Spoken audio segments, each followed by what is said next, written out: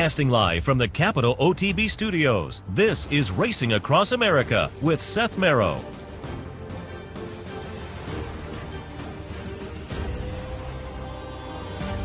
Good morning. Welcome to Racing Across America on this Sunday morning. I'm Seth Merrow. Thanks for joining us. Thanks also to our friends at Gulfstream Park for their sponsorship of this. Some of the other programming and events here at Capital OTB. Appreciate their support during the championship meet, which, as you can see, winds up in a couple of weeks on April 3rd. We will be there that weekend. Looking forward to it, to get back out on the road again.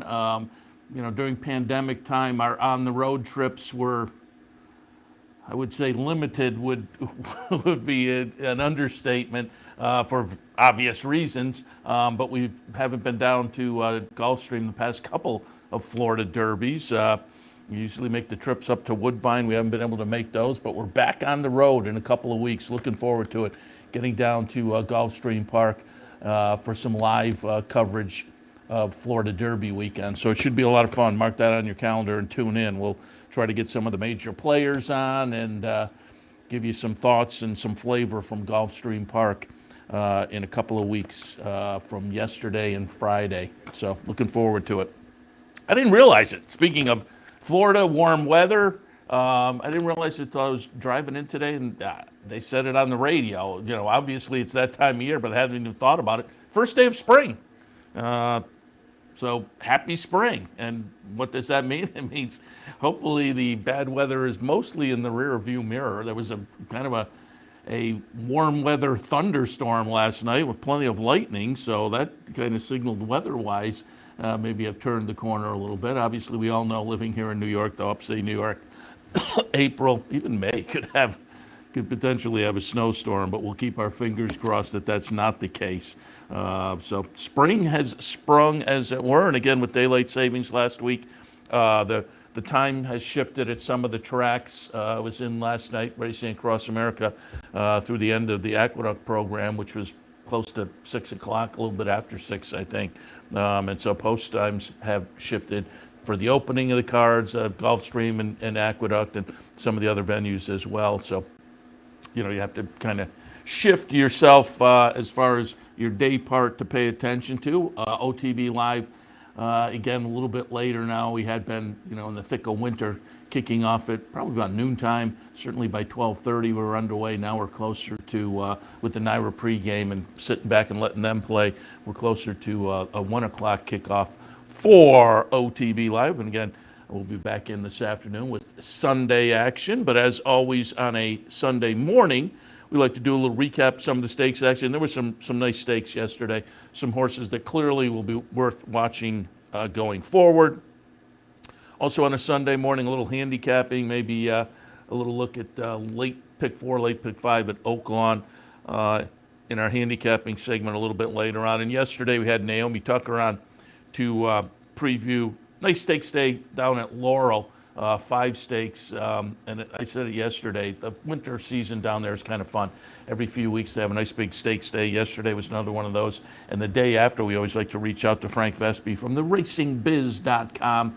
They do a great job of covering racing in the Mid-Atlantic region, including Maryland. And Frank was down at Laurel yesterday, so I thought we'd catch up with him, get some of his thoughts on that stakes action down at Laurel in the last portion of the program. So all of that coming up today on Racing Across America. And let's kick off with some stakes action and take a look at the stakes down at Gulfstream. We had Acacia Courtney on yesterday talking about those stakes. 3 nice stakes. And again, as I say, these will be some horses worth watching going forward. The any limit was 3-year-old fillies, 3-year-old sprinting fillies. And the 3 horses that looked logical, all lightly raced and all had shown some real potential. And as I say, worth watching likely going forward. They ran 1, 2, 3. I had Spirit Wind on top. The betting public agreed, making that the 6-5 favorite. The Ralph Nix trainee is the number 5 horse, as you can see out here in the lead. Set some nice honest fractions, 21 and change, 44. Would that bring the horse back to the field? No, is the answer to the question. We had looked at the replay to the previous race when we had Acacia on yesterday. It was a nice maiden breaker by 15 lengths. And now in the third career start, steps into Stakes Company and gets it done. That was a good-looking performance. So again, horses to watch going forward. I haven't seen the numbers yet, and I'll keep, as the morning progresses, I'll keep trying to pull up the usual suspects that post buyer numbers. But given what we saw, the 85 in the last start, you'd have to think this is going to be a solid number with those fractions, early fractions anyway. And again, that was only the third career start, stakes debut, nice stakes win. So Spirit Wind will be a nice 3-year-old filly to kind of watch going forward, you would have to think. And I want to say, if this was the race, yeah, Ralph Nix, I believe, said the Miss Preakness weekend would maybe be something they would take a look at. And again, being lightly raced, I don't know whether these are defined as filly sprinters yet. You know, you get a 3-year-old of either sex early in the year that's talented, you will tend to think, let's at least test the stretch out and see what we have. Finishing second was One Identity. Third was Strategic Bird. Those were the two logical contenders as well. Those also very lightly raced and also have some potential to be worth paying attention to as the year goes forward. But Spirit Wind, a nice, as I say, stakes debut in career start number 3 for Ralph Nix. Tyler Gaffleone was on board. In the ensuing stakes action down at Gulfstream, race number 10 was the Silks Run, 4-year-olds and up, going a quick 5 on the grass. I like Chessmaster, the number 5. That one made a little run that I thought, I'm in a good spot, but eventually could not sustain that. Yes, I Am Free is going to be the winner here. Chessmaster was coming off a triple-digit buyer. I went with the wrong last-out triple-digit buyer winner. Yes, I Am Free is the number 9.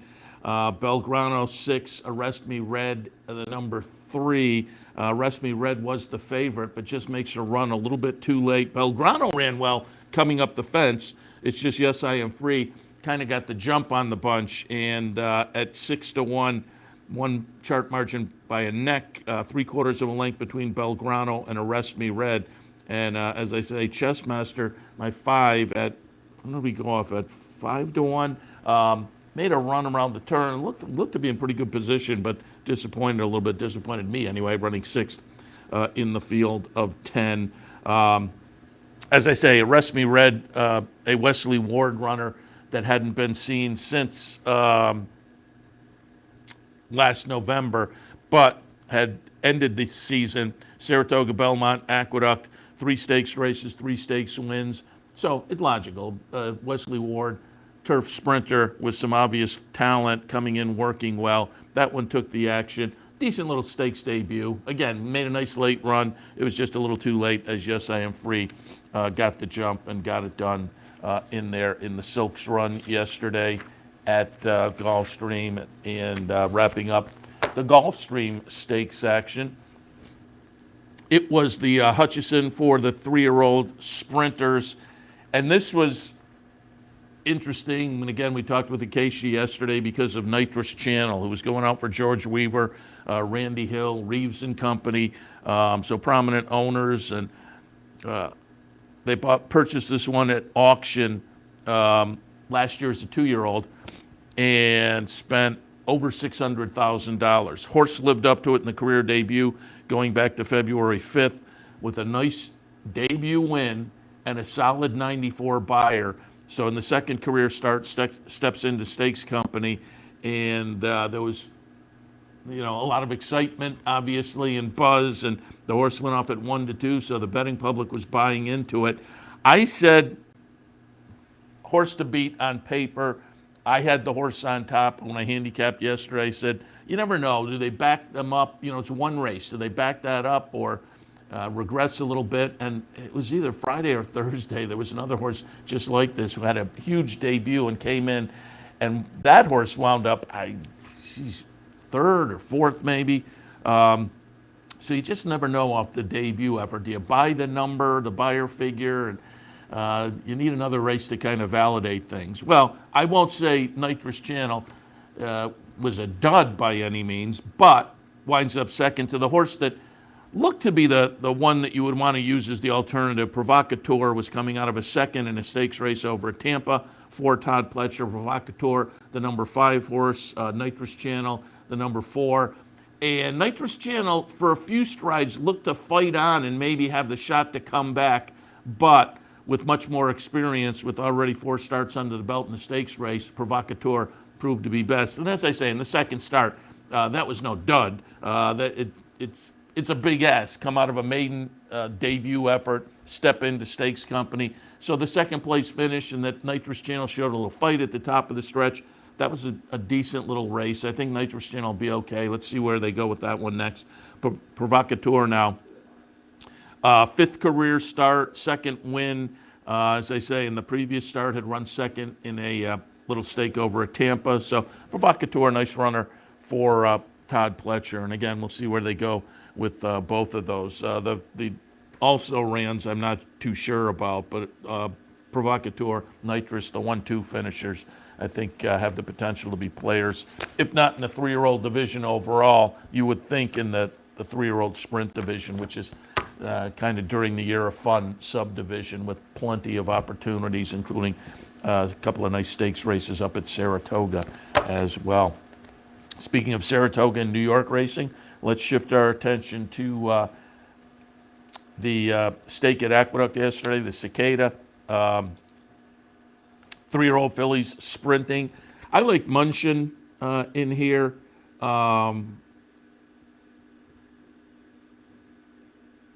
Munchin was coming off of another one, coming off of a debut win that looked pretty good for Ray Handel. It was up at Saratoga, though, so the question mark was off the layup. But these are the kind that sometimes I think, obviously something went awry. With a horse with this kind of talent, you wouldn't sit on the sidelines this long otherwise. But sometimes also, if they get some time off like that, they come back, they're ready to roll, they come back improved, and you would have to think they had some confidence and felt the horse was going to come back okay, in that they started in a stakes race. They certainly could have looked for, a non-winners of 1 to get the horse rolling again. So I thought Munchin was interesting, and I put that one on top. The betting public agreed, made that one the 8-5 favorite. But Lady Scarlet, the number 6 horse, was right underneath for me and looked like the logical contender. Coming off a couple of races, most recently down at Oaklawn, Mike Maker shipped that one up.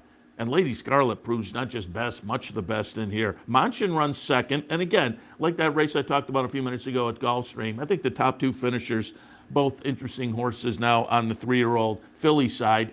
And maybe it's going to be the 3-year-old sprint filly side, but I think they both ran all right. Again, Munchin, it was only the 2nd career start, stepped into stakes company, long layoff, so that 2nd was okay. But Lady Scarlet, now 3 wins in 7 career starts with a couple of seconds. You got 6-1 there. And again, I had Munchin right over Lady Scarlet. Lady Scarlet was 3-1 on the morning line. So I think you got great value. You look down the PPs, and what kind of jumped out a little bit had to be the 2nd start of the career. Debuted, last June at Churchill and ran 2nd, then came up to Saratoga. And at this point, it was in the Brad Cox barn also, and ran 2nd at Saratoga in a maiden special to Echo Zulu. So that kind of jumped out and, showed some talent. Subsequently, in November, broke the maiden. Last time out down at Oaklawn and an optional claimer, won nicely. So this is a horse that had clearly shown some ability already. And as I say, I had it right underneath Munchin. So the 6-1 seemed generous. Again, it was a 3-1 morning line. I think 2nd choice on the morning line. Co-second choice on the morning line. But the betting public was having none of it and let that one get away at a $14 mutual. So nice payoff on Lady Scarlet. Kendrick Carmouche on board again for Mike Maker. And as I say, I thought both of those, that one and Munchin, worth watching going forward, you would have to think. Over at Oaklawn yesterday, they had a couple of stakes races as well. and might have been the best performance of the day.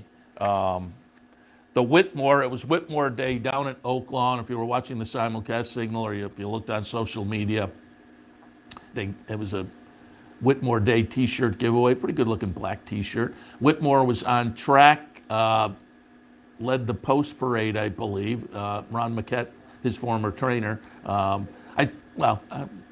does it, he doesn't race anymore, so I guess he'd be his former trainer, but Ron Maquette still takes care of Whitmore, I believe, but his wife was on board.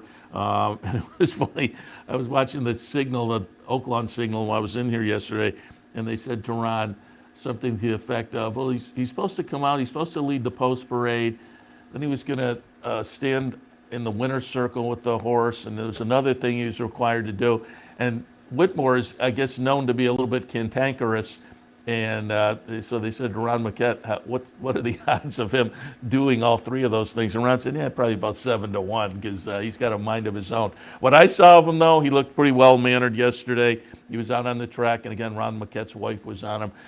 Big crowd turned out yesterday to show appreciation for Whitmore, who's a kind of a fan favorite down there. Fan favorite overall. We had Ron on with us this past summer and saw a little Whitmore. We were at the stakes barn across the street from the paddock and did a little, on the road, as it were, interview with Ron and his wife. And then we got to see a little Whitmore himself for ourselves. The day we saw him, he was well-mannered. We were able to take some shots there. But anyway, Whitmore Day yesterday, and in honor of that, the stakes race named for Whitmore, the Grade 3, appropriately a 6-furlong sprint. I had Bob's Edge on top. Bob's Edge was coming out a win in the King Cotton down at Oaklawn earlier in the meet, and Bob's Edge got it done, but this, as I say, may have been the best performance of the day. Bob's Edge is the number 2 horse. Betting public made Hollis the favorite. Hollis, the number 9, runs 4th in here. As I say, you can't even see Bob's Edge in the picture yet. When the chicklets came up, he was the last chicklet. There he is coming into the picture. Not just wins from last, he kind of runs away from them. As the second choice at 5-2, $7.60, pretty good price on a horse coming out of that win in the King Cotton. So now he's strung a couple of nice stakes wins together down at Oaklawn. So Bob's Edge on the male sprint side. We've talked about some of the 3-year-old and the 3-year-old filly sprinters in the other stakes races, but on the older male side, Bob's Edge could be intriguing going forward. Also, maybe just a little horse for a course kind of an angle, although earlier in the career he wasn't necessarily enamored with Oaklawn, but now clearly has become so. Overall, though, 3 wins, 3/3 in 6 starts at Oaklawn. So we will see when Bob's Edge, as the season progresses and Bob's Edge moves away, how he turns out. But it seems like maybe just now, as an older horse, is coming into himself a little bit. And my anticipation is he'll be a player on that sprint division. Larry Jones, trainee. Larry was pretty happy with the results yesterday, obviously, as he should be, because, as I say, given that performance coming from the back of the pack, fairly late in the stretch. I mean, when we picked the race up, as I say, he was the last chicklet and just came like a freight train and got it done. It could have been the best performance of the afternoon overall, the various stakes races we looked at. One more stake from Oaklawn, and that was the Essex, which will lead into the Oaklawn handicap a little bit later in the meet. And the winners said, yeah, we'll definitely be kind of thinking about that. I used Plainsman, the number 4. Plainsman went off as the second choice at 9-5. Warriors charged for 10 Strike Racing, and Brad Cox went off as the 3-2 favorite. Warriors charged the number 3 horse. A little bit disappointing, running 5th in the field of 7. Plainsman, my top pick, is the number 4. An okay second in the field, but the winner, number 6, Rated R Superstar, making a nice move here at a generous 8-1. Upsets for the second time in the meet. He had won the 5th season back in the middle of January. Man, look at that win. This this is a 9-year-old and wins the chart margin there, 2 1/4. Again, pays $18.60. Subsequent to the win in the 5th season at 25-1.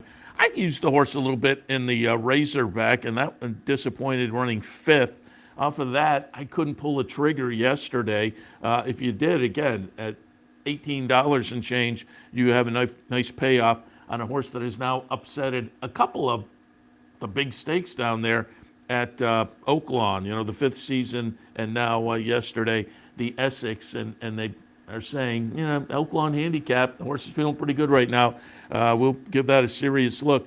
I was very surprised when I read the follow-ups. Danny Caldwell, the owner, Federico Villafranco. Danny Caldwell, his first graded stakes win, but what I was surprised about was Federico Villafranco.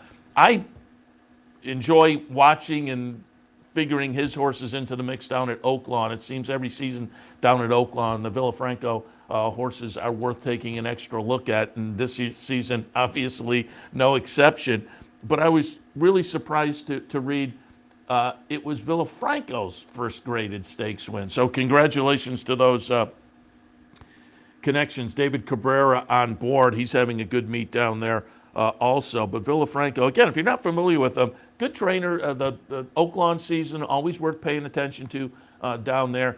But I looked it up on Equibase because I've been following him now for quite a while down at Oaklawn during the Oaklawn season and thinking his horses are, as I say, worth when you're handicapping. Take a little extra look at the Villafranco horses.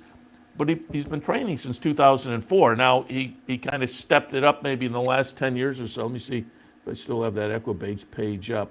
Yeah, he had, relatively few starts, 2004, and then starting about 2013, he really started to get a little more active. So, it's been the better part of 10 years, and he's been a productive trainer. I'm looking at the chart showing his earnings, and he's been over the $2 million mark for 5 of the last 8 years.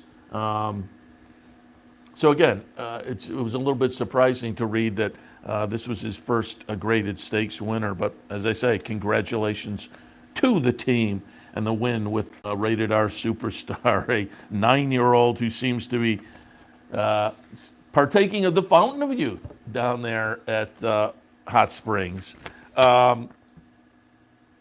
We talked yesterday and promoted the mandatory pay in the Rainbow Six out at Santa Anita. I always like to kind of follow up. It was a tough sequence yesterday.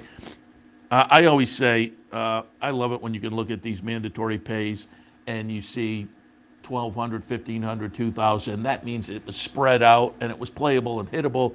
Yesterday's sequence was a little tougher. It did get spread out, though, in that there was well over $3 million in the pool. It paid $26,000. So there were plenty of winners, but it was a tough sequence, and it wasn't the kind of, like I say, I like it on these big days when somebody can jump in with a $40 ticket or a $60 ticket and walk away with $1,500, $2,000, $3,000. This wasn't that kind of a sequence. Started out in race number 4, a $12 horse that was the third choice in a field of 12. So hittable, but you had to go a few deep in there, or a couple probably. The 5th race was the favorite at $6. But then in the 6th race, $14 horse that was the 4th choice of a field of 8. The 7th race, it was a $15 horse that was the 5th choice of a field of 9. That gets tough. The 8th race was only the 2nd choice in a field of 7. But we talked yesterday, and I was kind of looking at the Jay Pribman column as well. That was the stakes race that had a horse that you may have thought was worth a single, and that horse went off at 4 to 5. So that 8th race, $8 horse, it was only the 2nd choice, but you beat a favorite that I would think was probably a single on a pretty good chunk of tickets. And then the sequence wound up with a tough horse as well, $19 and change, 5th choice in a field of 11. So you had a 4th choice, a couple of 5th choices in there, and in fields that, field sizes and whatnot. Your ticket probably was going to have to be a little bit expensive. Not everybody. I mean, some people may have sussed out a play or two in there. But again, I'm happier when I can look and think, man, a lot of people, and the money gets spread around, and then you get a lot of people saying, hey, man, I played this weekend and walked away with $1,800 on a $40 ticket. That to me is more fun with these kind of plays. But that said, if you hit it yesterday, congratulations, because again, it wasn't an insane sequence. That what's really bad is when they put these $1 million pools together and it pays $500,000. So 4 people, 5 people walk away. This was a pretty good number of people you would have to think got it. So hopefully, as I say, somebody out there took some of that money from Southern California and brought it here to upstate New York. All right, we'll take a break. When we come back, I'll do a little quick handicapping, maybe take a look later today at Oaklawn, a little bit later on Frank Vespe from theracingbiz.com. We'll take a look, a little recap of some of the Laurel Stakes action from yesterday. All of that right after this. Stay tuned.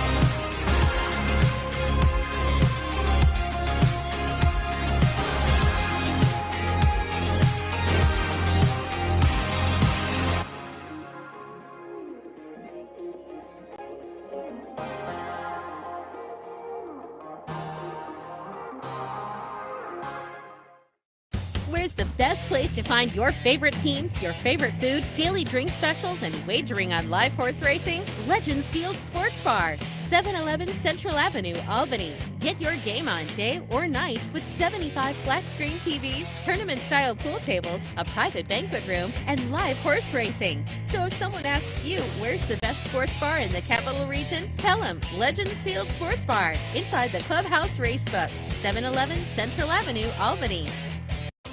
Capital OTB is now streaming live on Roku. The RTN Racing channel on Roku lets you watch OTB TV live through your Roku device or your Amazon Fire Stick, rather than being limited to computers and mobile devices, which means you can now watch OTB live wherever you are. Simply open Roku, scroll to find the RTN channel, then click on OTB TV. OTB TV on Roku. Try it now. And yes, remind your friends, I keep saying that to people. If you know somebody who's up here during the Saratoga meet and enjoys Capital OTB TV, and then they go back to their home at a farther away location, remind them. We've been on the Roku app now for a better part of a year. And I hear from a fair amount of people who watch at a farther away location via Roku. So as I say, remind people that is an option if you have friends who may enjoy watching us. All right, let's jump in and do just a little quick look at the late pick four at Oaklawn.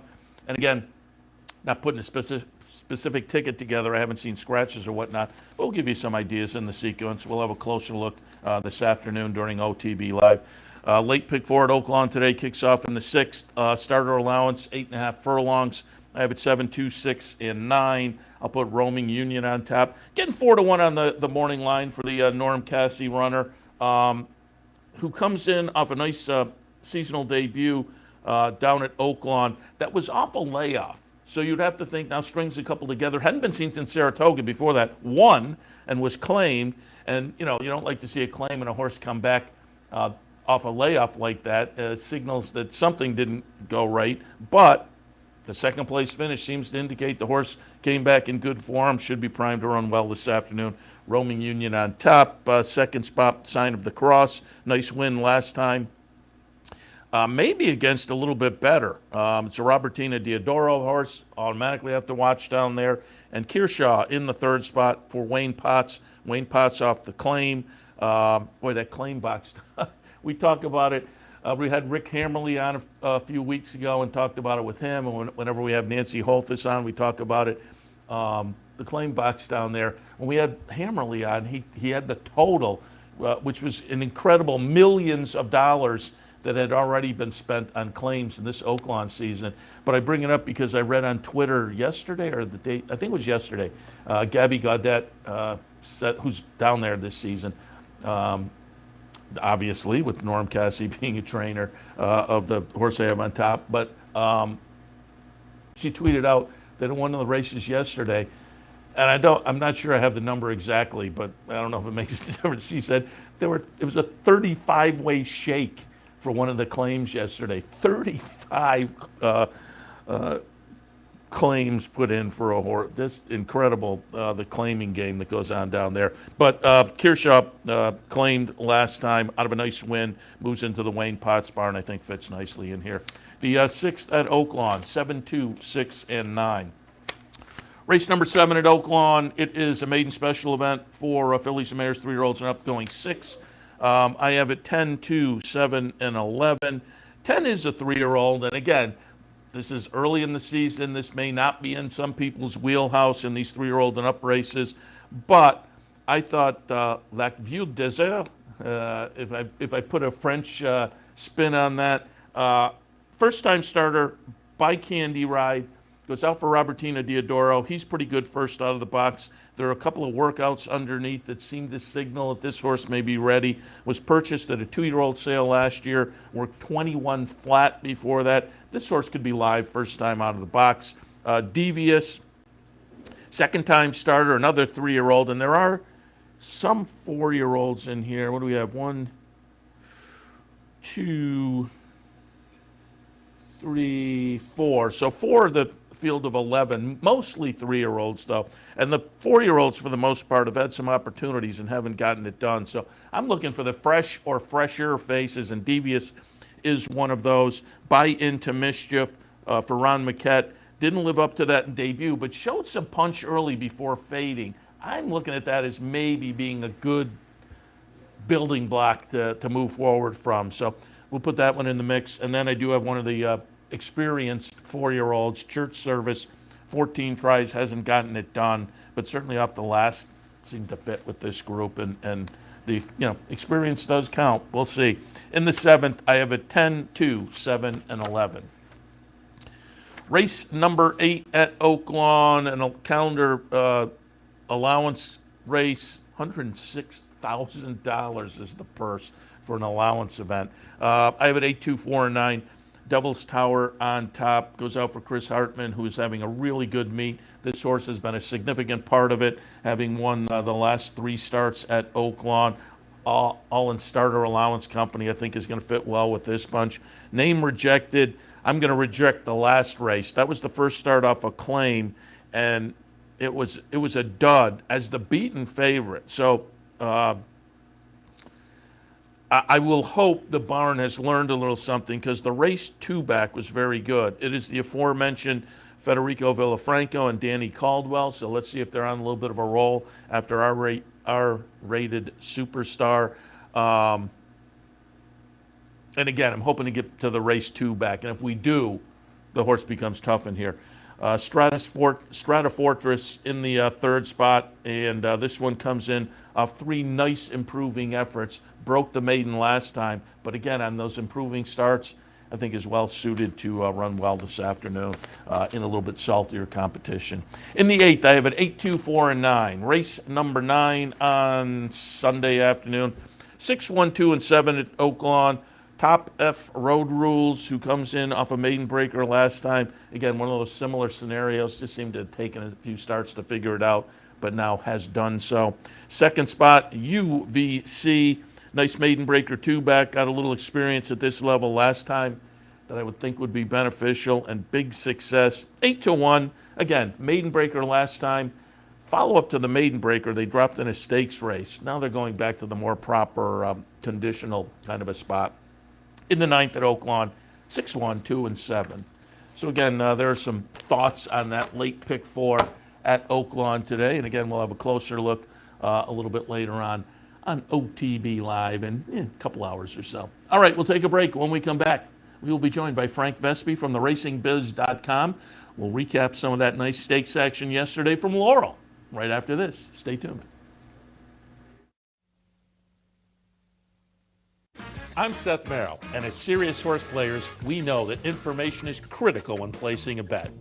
With live streaming of more than 30 tracks, race replays, free past performances, and daily picks from professional handicappers, no one gives you more up-to-the-minute information than Capital OTB. Combine that with the best player awards in New York State, and you have everything a serious horse player needs to be successful. Win more with Capital OTB. Winning starts here.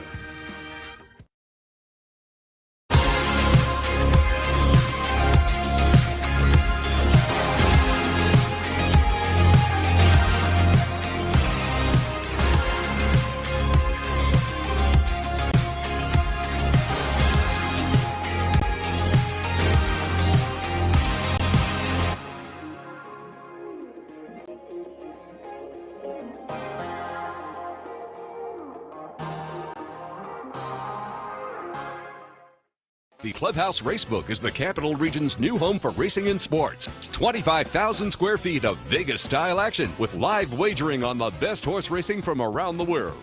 260 flat-screen televisions and state-of-the-art wagering terminals. So don't miss out. The fun is only minutes away at 711 Central Avenue, Albany, just off exit 5 of I-90. And don't forget, if you can't make it to the Clubhouse, you can always wager online 24/7 at capitalotb.com.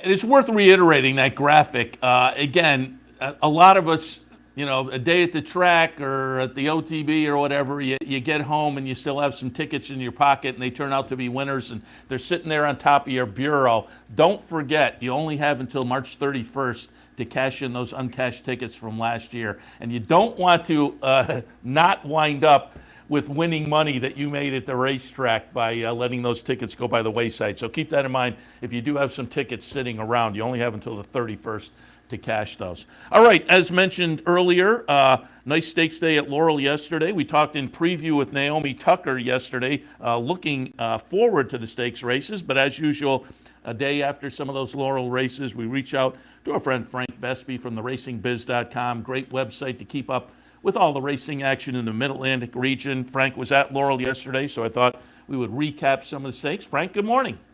Hey, good morning, Seth. Good to be with you.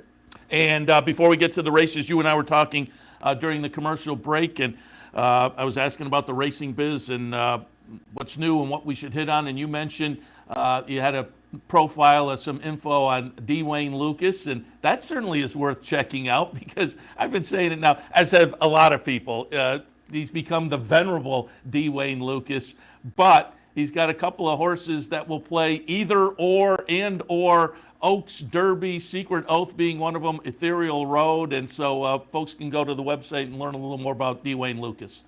Yeah, it was an interesting profile. Nick Hahn did it, and you know, I think Wayne he's kind of in a reflective place. He's 86 years old. He's, you know, aware that he doesn't have the stock he used to have. He's aware of, you know, he can hear the clock ticking, let's say.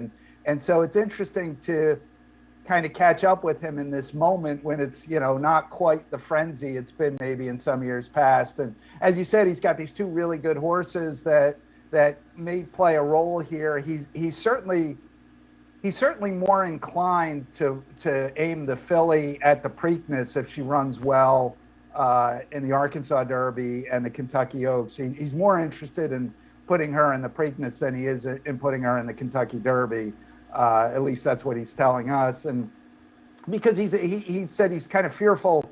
Fearful is probably too strong a word, but he feels like the 20 horse, the cavalry charge, the whole thing is a lot to ask of a filly. And he's a guy who's won the Derby with a filly and also lost it with a filly, so he kind of knows what he's talking about. So anyway, so he's talking about that, and he's talking about sort of life lessons from coaching basketball and how they transfer over to horse racing. And I thought it was really interesting stuff. It's really kind of an interesting look at where he is in his life and his mind right now. And again, folks, you can find that at theracingbiz.com. And I was thinking about it the other day because I read also the owners thought, oh, Kentucky Oaks, and that's a nice prize.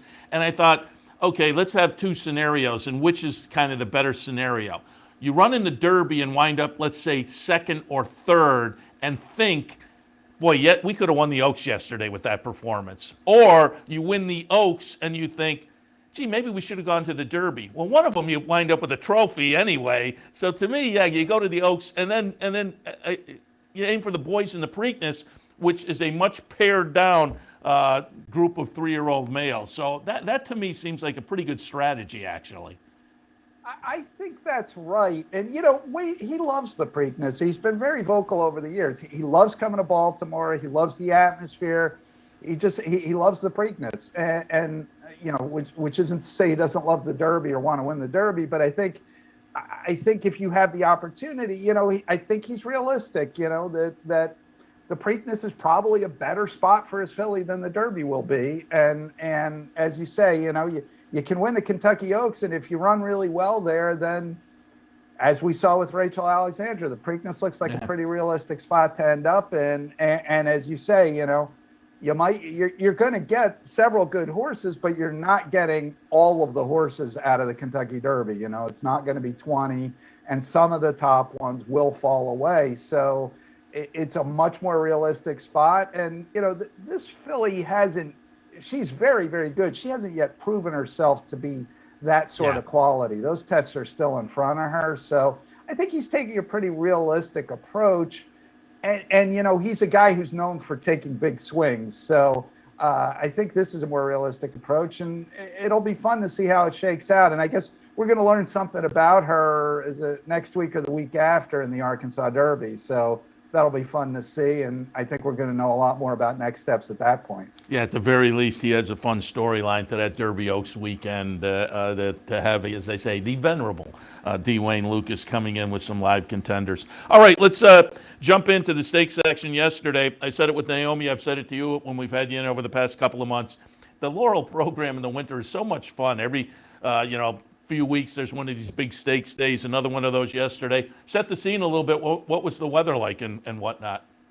Well, it was, it was a strange day because when the sun went away, it was cool. But when the sun was out, and the sun was mostly out, it was fairly warm, but it was really windy. So you saw some horses running really fast up the backstretch and then really slow in the stretch. So that probably a challenge for the figure makers to try and figure out what the wind was doing yesterday. But it was a nice day, and I bumped into a guy that goes to the track all the time, and he was saying, it's kind of like old home week. You're starting to see people coming back and starting to see some old familiar faces out at the track, and no masks anymore, and so you can actually recognize people now and not just guess who they might be. And so it was nice. It was a good day, and I spent a lot of time just talking to people after stakes, and that was fun. You're talking to a bunch of happy people, which is always fun, but also learning some things about some of these horses, and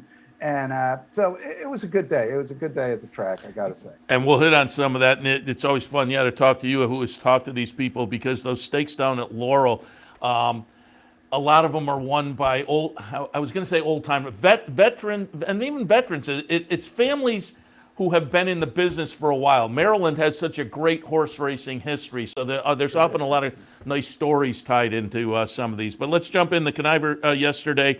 And when I was talking with Naomi Tucker, I said yesterday I was going to be really intrigued to see if the morning line would hold up, because I thought Kiss the Girl may wind up being the favorite. I liked Kiss the Girl, but I thought Feed d'Esprit, with the 93 buyer in the last start, bettors these days do focus a lot on the buyers.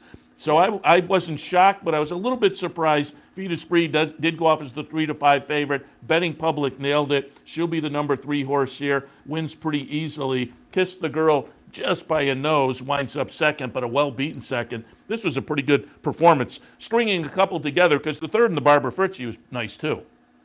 Yeah, I kind of agreed with you. I was sort of inclined to take a stand against this filly a little. Well, actually, she's a mare. She's a 6-year-old mare, but against her a little bit because, that 93 was a huge effort in the Fritchie. But the question was, was she going to repeat that? Yeah. And the answer is yes. Yes, she did. That was a really good performance, because the horses that run 2-3 there, Kiss the Girl and Artful Splatter, are both legitimate horses. They were 1-2 in I think it was the Geisha last month, whatever the stake was last month for fillies. they were 1-2. So those are real horses. They're both multiple stakes winners. This filly, this mare, really just laid waste to them. And it's easy to forget she was a 10 claimer a couple of years ago, and now she's this. Not only a 10 claimer, she was claimed. So a sweet claim. You always kind of like to see those.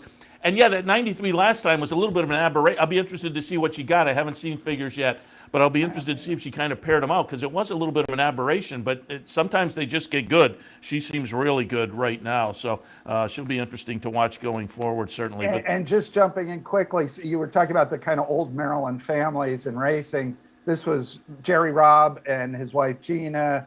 They've both been around for many, many years. They're both, not Jerry so much, but Gina's from a long-time racing family. Jerry's been training for a million years. He had Little Bull John a million years ago. And they actually claimed this filly for $10,000 because she was bred the same, basically, as another filly they had owned years ago, well, a couple of years ago, Anna's Bandit, who made $800,000. And so they said, well, it's a great notion out of a no armistice mare. Let's go ahead and grab her and see what happens. And this is what happened. Yeah, and trainer Rob is also, and Naomi mentioned this yesterday, because she liked Feed Esprit, and she said, that may wind up being the favorite. And she pointed a lot of that too. The trainer is hitting it, a little bit under a coin flip at the meet. So you have to pay attention to that a little bit as well.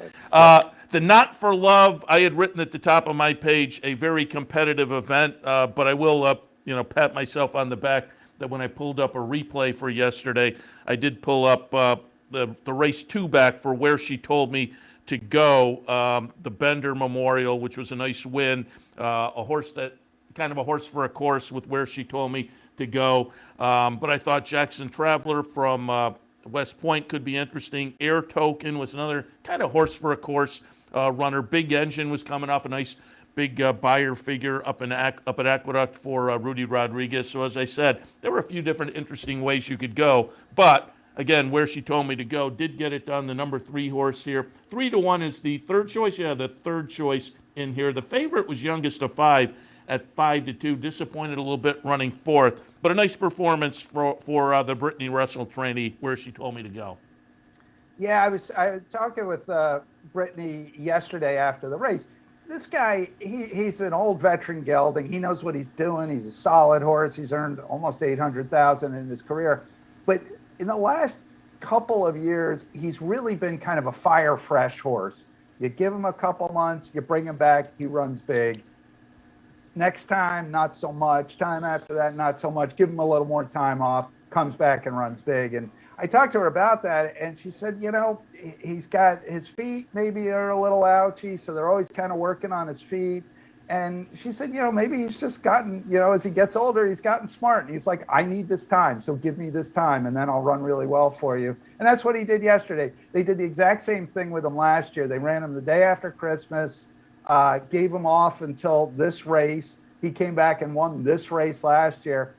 Last year, they went to the race in a month, the name of which escapes me. And I asked Brittany, are you going to do that? Or are you going to set it out, maybe wait till May? And she said, well, we'll see what happens. But I wouldn't be surprised if he does not come back next month. I wouldn't be surprised if they give him till May and bring him back then and let him be a little bit fresher horse next time. Yeah, and as you said, you were talking, I'm looking down, and it is an interesting series of past performances, because you see that little line in there that the Daily Racing Form now uses to indicate a break. And pretty much every line you see, he wins the next race. So he certainly does appreciate a layoff. Matacat, 10 Strike Racing, the Marshall Graham team there. And again, Brittany Russell trains Toledo on board. Let's move on to the Harrison Johnson Memorial yesterday. Galerio certainly looked very good in here, and I had pulled up the replay to talk yesterday. The Campbell, a nice winner of that with a triple-digit buyer. Mike Trombetta had Torch of Truth for Marie Trombetta that I thought could be interesting. Probably has to rebound from the performance in the Campbell. Gentleman Joe also. Number of race horses coming out of that John Campbell. Working on a Dream, I thought, was a little bit interesting as well. Didn't see it coming though. Don't mess up with me, or Don't Mess Up With Me gets it done. at a generous 18-1, third longest price on the board. The number 7 horse ships in from Parks to upset the Johnson Memorial. Galerio did go off as the 3-5 favorite. Could do no better than third in here. I didn't see this one coming at all. Yeah, I sorry. gotta be honest. Yeah. This horse is okay, and he's run some pretty okay races. I caught up with the trainer Flint Stites afterwards, and you say, this horse he's kind of particular. He kind of likes things. He doesn't need them his own way exactly, but he kind of likes things the way he likes things. And you could see he's a little quirky, in the lane. He switch leads back and forth a couple times, but really good ride by Abner Adorno here. This horse was in front early. Whiskey and You, who's a long shot, was kind of going for the lead, so he let him settle back. He let Whiskey and You go, and then when he asked this horse to go, he did go. And I thought this was a good ride. It's an interesting horse. He's been running in a lot of Parks runs a lot of these open allowances, no conditions, any horse can enter, and they come up really salty sometimes, and he's been running in a lot of those, and you're seeing some stakes horses in those. Those are tough spots. So obviously he was pretty well prepared for this, and Flint really thought he would like the 1-turn mile. It would be a spot where he could kind of find a good position, work out a good trip, and then run on nicely. He said, I didn't expect him to be where he was, but it worked out pretty well. So it'll be, these horses are they are who they are. They're all going to be kind of bumping into each other in these kind of $100,000 stakes, open allowances, all these kind of races. You'll be seeing more of Galerio and Don't Mesa with Me and Torch of Truth and kind of all these guys. You'll be seeing them the next time there's $100,000 stakes at between 7 furlongs and 9 furlongs. Yeah, again, $38 and change. Tough to come up with the Parks shipper. Particularly, again, Galerio looked awful good in there, but no better than third. Turn the page now to the Beyond the Wire. This is for the 3-year-old fillies going the 1-turn mile. This was a fun race. If you could get past Luna Bell, that was going to be the big question mark.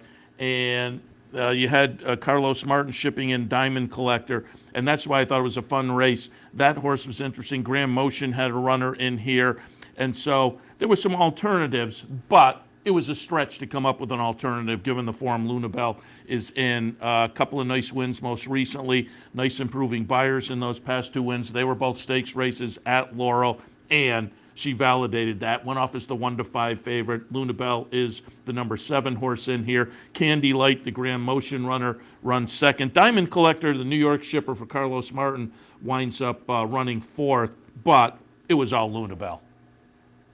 This filly's a star. I think I said this on your show last month after she did something like this in a stakes race. What was interesting here, though, and the reason I say she's a star is I don't know that these fields are all that great that she's beating, but she's beating them like a good horse. She has trouble, no problem. She overcomes it. She wins easy. She's got a rally from way back. Okay, she'll do that. You want her on the engine? Okay, she'll be on the engine. She'll do whatever you want, and she'll still run a big race. And in this race, in her last few races, she's been rallying from fairly well off the pace. This time, she's up front. I mean, she was part of a 3-horse vanguard in the opening quarter mile. I said to the jockey, Dennis Araujo, they had said we want her to be a little more forwardly placed. We want her a little more involved early. It's going farther. It's a mile. I said to him, was that the plan, to be on the engine like that? He said, not my plan. But apparently the filly had her own ideas. Luna Bell had her own ideas. She wanted to be involved early, and she was tons the best. I think he hit her with the stick once or twice, but basically hand rode her through the lane, and she was widening. And I think this is important from a handicapping perspective. And I don't know what the buyers are going to come back, and I don't know what the wind was doing. I can't remember what the wind was doing for this race versus the Don't Mesa with Me race, the Harrison Johnson. This 3-year-old filly ran the 1-turn mile faster than the older boys did the race before. Yeah, nice.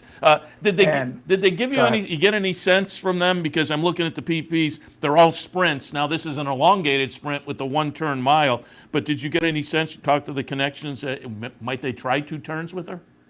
they have said every single time I've talked with them that she'll go farther. Ah, okay. So the next step is the Weber City Miss. That's a mile and a 60. I think this, assuming she continues her progression, I think she's on a collision course with the Black Eyed Susan. That's the logical thing to do. You stretch her out. If she goes 2 turns, and if she wins again the way she's been winning, I think you got to go to the Black Eyed Susan. Yes, certainly has looked good in the past few starts. So Luna Bell, one we'll keep our eyes on. And again, when I talked to Naomi yesterday, I said part of the fun of these big stakes days in the winter down at Laurel are these 3-year-old races, which maybe play into the Preakness, maybe not, but maybe play on the top level of the 3-year-old scene, maybe not. But they're always salty kind of 3-year-olds that will play in stakes company going forward one way or the other. I think that the Private Terms is no exception to that. Joe, for Mike Trombetta, came in on a 3-race win streak, including 2 races back to Maryland Juvenile Championship. Local Motive came in off a nice win in the Miraclewood last time. Eagle in Love ships in from New York for Rob Atras. Shake 'em Loose had a nice win last time in an optional claimer. So it was a nice field in here, and it does wind up to be Shake 'em Loose, stepping it up and getting back into stakes company after the little confidence builder last time, the nice win in the optional claiming company. Joe, as the even money favorite, winds up second. And again, Shake 'em Loose is the number 8 horse. Joe's the number 7 horse. But a nice win here for Shake 'em Loose in the Private Terms. Yeah, this is another horse. And by the way, if you wonder if these horses are 3-year-olds, watch the stretch run. You got horses kind of going left, going right, switching leads, doing all kinds of stuff. So they're still figuring this out a little bit. But this is a horse. Rudy Sanchez Solomon, who's the trainer and owner, claimed this horse for $16,000 out of his maiden win. Immediately turned him around and put him in a stake and won the stake at 59-1. Now comes back a couple starts after that, wins this stake. So I said to him, you and I were talking about this before, I said to him, and almost a little sheepishly, but kind of like in the vein of like, sorry, I got to ask the question. I said, are you thinking about supplement? Now he's won a couple of these Maryland stakes. He wins going 2 turns. The next step is the Tessio, which is in mid-April at Laurel. And that's kind of the traditional local prep for the Preakness. I said, are you thinking about supplementing into the Triple Crown and trying to run in the Derby or run in the Preakness? And he surprised me. He and his assistant trainer were both there. They both smiled and they both said, yes, that's what they're planning to do. And Rudy said, look, that's everybody's dream to run in the big races. It's my dream too. So we're going to do what we need to do to get there. So keep an eye on March 28th. That's the deadline to supplement for 6,000. Based on what he said, if this horse is still going good in a week, that's what they're going to do. So honestly, I don't know that any of these horses is that kind of quality, but as he saw with this horse jumped up from being a $16,000 maiden to a stakes winner in one start. 3-year-olds improved dramatically and suddenly and unexpectedly. So who knows? Yeah, again, we haven't seen the numbers for that race yesterday, but given what he'd fired before, you would have to think he would have to step it up to step into Triple Crown company. But sure. If you have a live horse and you're looking at paying a supplement of $6,000, and he's put a couple of stakes wins on the resume and an optional claim, the $6,000 isn't a big obstacle. And how many times do you get the chance to do that? At the very least, as a former claim or a former claim, he would have a good storyline to Preakness weekend, perhaps. No, for sure. And, I'm never going to be critical of the local guy with mostly claiming stock who wants to take a big swing when something like this lands on his lap. He said you never expect to get a horse like this, but you just take it day by day and see what happens. And so it'll be a fun story at the very least. Yeah, and, you think a little more about it. You have some horse like this, you wind up second or third in the Preakness, that's a victory. Yeah, it would be tremendous. Hit the board. It would be a tremendous victory. I mean, this was a $16,000 horse who was 59-1 in the half stakes and won. Yeah. So, why not? So, again, some fun races yesterday with some horses to watch going forward. As usual during, again, this winter season down at Laurel, always a lot of fun. And, Frank, always like to check in with you to get the recap. Appreciate the thoughts. And, again, I'll tell people to swing by theracingbiz.com to check out all the news coverage of the racing in the Mid-Atlantic region. But again, appreciate the visit. We'll talk again. My pleasure, Seth. Thanks so much, and have a great day. Appreciate it. Frank Vespe from the racingbiz.com.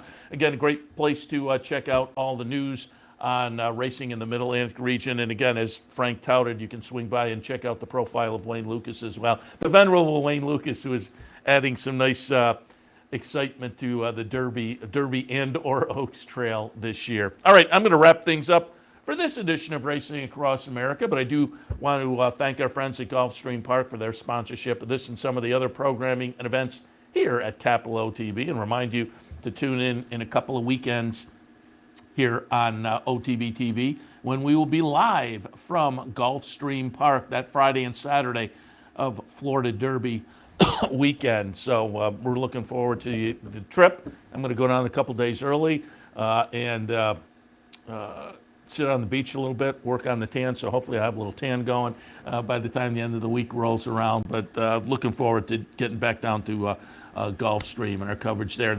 They're great to work with, and they the TV crew that we work with down there, a lot of fun as well. So yeah, April 1st and April 6th. This is no April Fool's joke. This is real. We'll be down at Florida Derby 1st and the 2nd with coverage of Florida Derby weekend. So mark that on your calendar. It is marked on mine.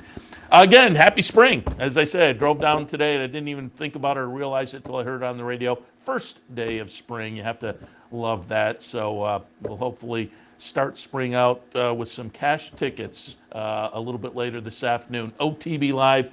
Be back in about an hour and a half or so with OTB Live for a Sunday afternoon. So I'm Seth Merrow. As always, thanks for joining us. We'll see you in a bit.